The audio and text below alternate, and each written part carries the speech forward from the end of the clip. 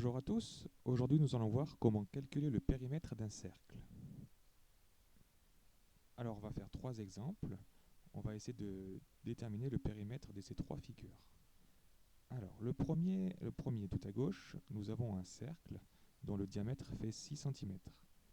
Donc nous allons utiliser la formule que le périmètre d'un cercle c'est égal à pi fois le diamètre. Donc le diamètre il fait 6, donc ça fait pi fois 6. Si je tape ça à la calculatrice, ça fait 6 pi, 6 pi qui correspond à la valeur exacte.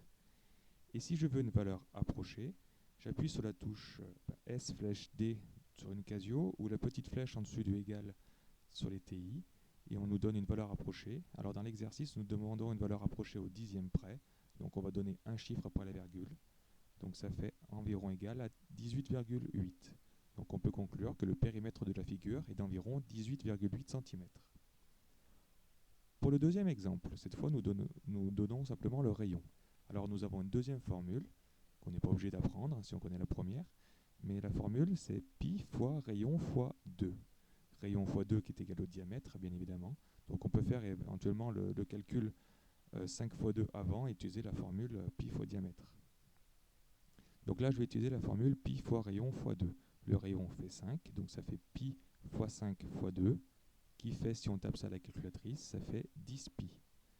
Pareil, une valeur approchée, au dixième près, ça fera environ égal à 31,4.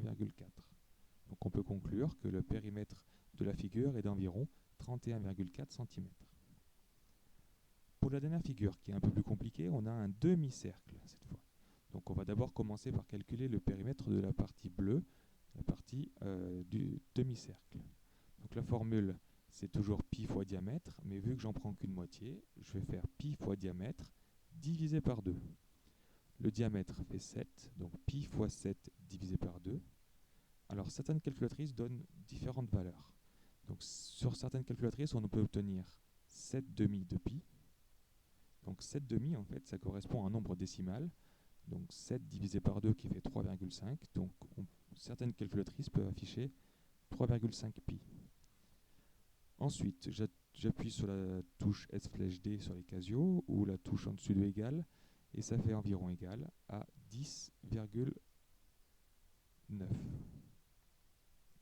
Mais attention, ce n'est pas, on cherche le périmètre de la figure. Il faut qu'on compte le trait en noir. Donc il faut que je calcule 10,9 plus 7 qui fait 17,9. Donc le périmètre de la figure est d'environ 17,9 mètres.